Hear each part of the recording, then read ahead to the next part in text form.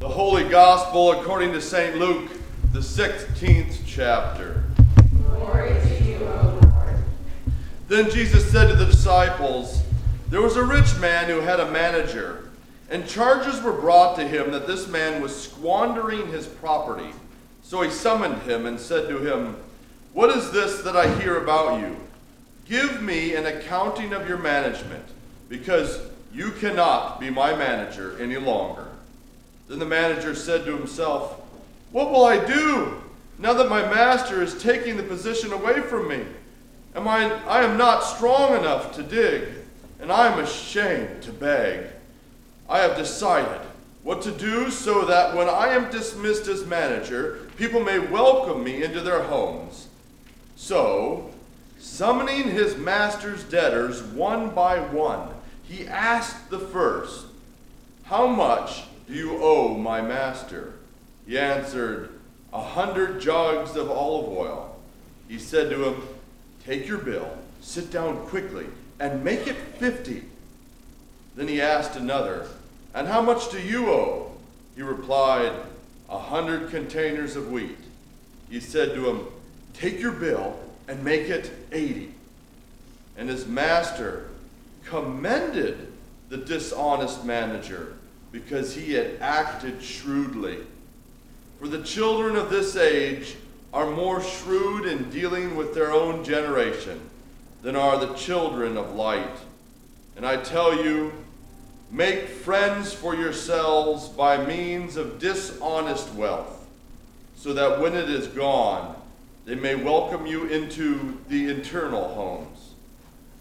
Whoever is faithful in very little is faithful also in much, and whoever is dishonest in very little is dishonest also in much.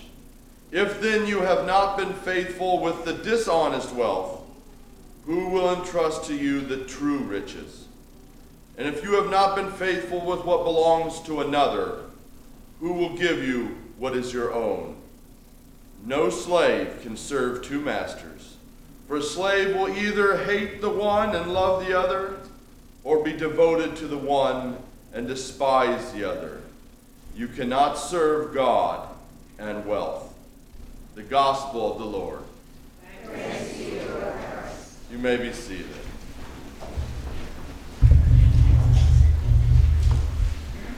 You cannot serve God and wealth. You cannot serve God and wealth.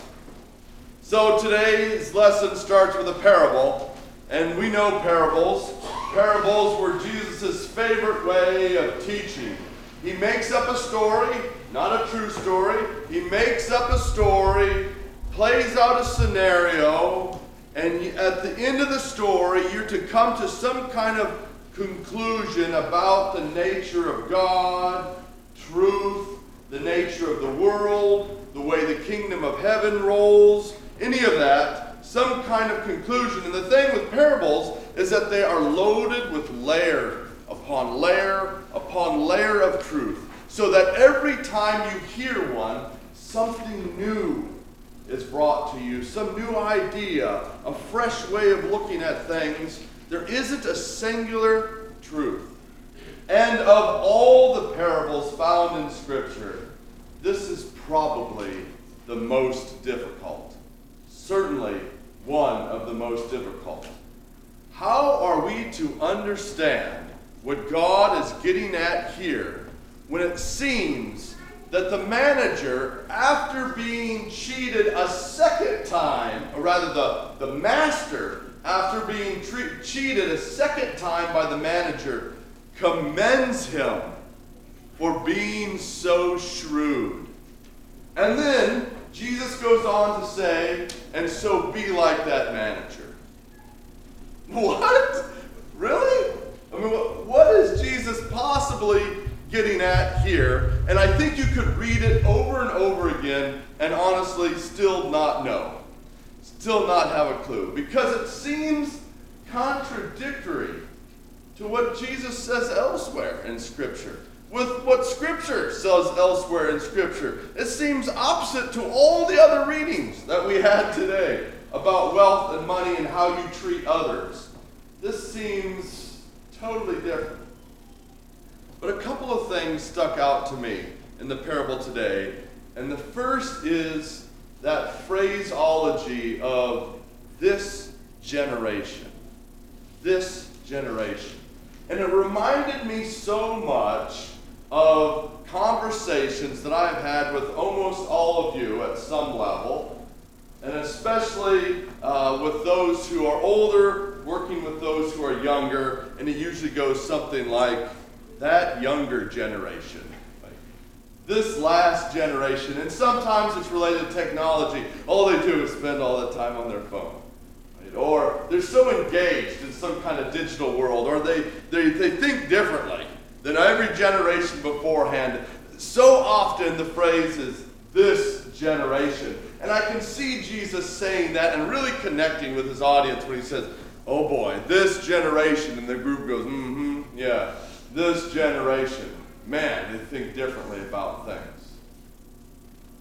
The next thing that I really picked up on here was how Jesus talks about wealth. Simply put, wealth is not what is most important. Jesus goes on to say, consider how the world seeks out and engages wealth. Right? Isn't that in fact the American way? The pursuit of life, liberty, and happiness. And so often that has been translated into, we need to acquire things, we need to acquire money, amass money, so that we have options available to us in this life. We need to go out and acquire. And so much, especially of American culture, is bent on this notion of getting wealthy. The American dream to go from nothing to something, to acquire wealth, prestige, knowledge, to gain something, to reach out and take it. And history has taught us over and over and over again that amassing wealth tends to lead to ruin. But that doesn't stop us from over and over again trying to get more and more wealth for ourselves. Just recently, I learned about the housing market crash. Right now, I was frankly too young to really understand what was going on in the world around me. And so when this was explained to me just recently, I thought, oh no, isn't that fascinating? And I'll try to simplify it. Again, this is coming from a pastor who knows nothing about these kind of things. But this is how it was explained to me. There was a massive global market. And individuals and companies and organizations and countries had large sums of money that they were looking to invest in something to make more money. And American banks realized they could sell them mortgages. And that mortgages had a really high rate of return. They tend to be great ways to make investments. And so international organizations and companies bought American mortgages and would buy those, get in the interest, and they were making money. So the bank was happy because they're selling mortgages, investors are happy because they're making money, and well, eventually they ran out of mortgages to sell. So they needed more mortgages. So they started lowering the standards for who could qualify for a mortgage so that they could create more mortgages to sell. And the standards lowered and lowered and lowered until the standard was, if you're breathing. If you're breathing, you could get a mortgage for a house. They would take that mortgage, the banks would sell it within a few months, everything to seem to be going well and wonderful, except there's a huge flaw there. When the standards were high, the money got paid back. When the standards became so low, people started to not pay the mortgages back.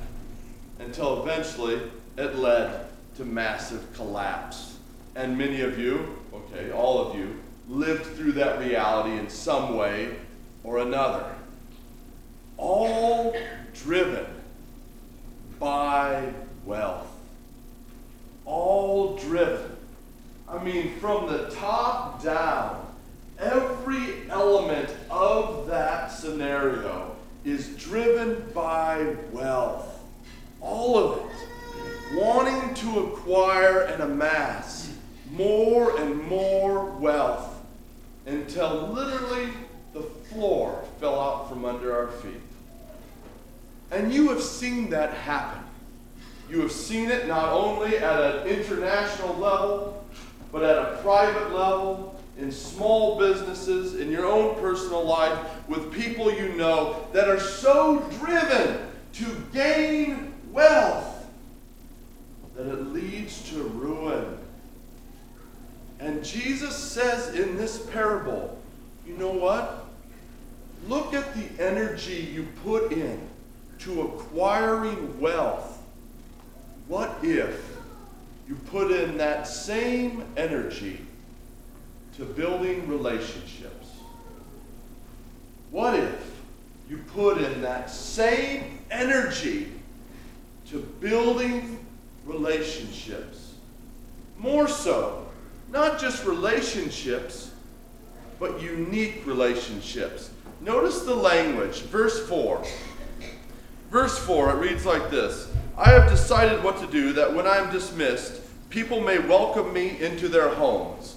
The dishonest manager comes up with an idea so that he can be welcomed into other people's homes. His focus on building relationships for himself. Right? It's totally selfish, but to build relationships to get into people's homes. And then verse 9, and I tell you, make friends for yourselves by means of dishonest wealth, so that when it is gone, they may welcome you into their eternal homes.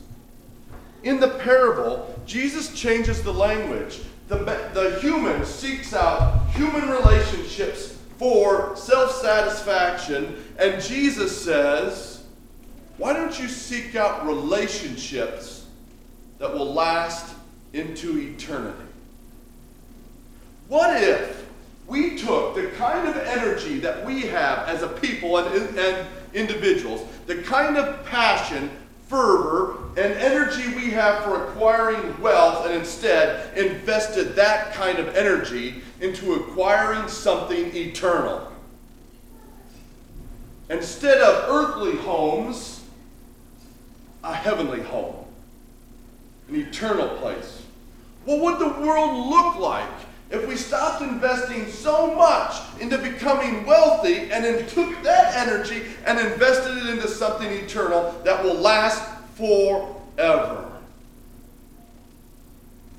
Now that's the kind of world I would like to live in. The kind of market I would want to be part of. The kind of place that says I invest in relationships and eternal relationships because those last. Money comes and goes. Money is just a tool to something greater than. You can't have two gods. You'll love one and hate the other. So what is it? What is it that you seek out in your life beyond all of it? What is it? What is that thing that you want to see, want to gain, want to acquire? What is it? The kind of energy that you would devote to making that thing a reality, take that energy and invest it into something eternal, into something that will last forever. And in doing so, you may find something that will never give up, never break down, never fall short, never give away, never fail you. Amen.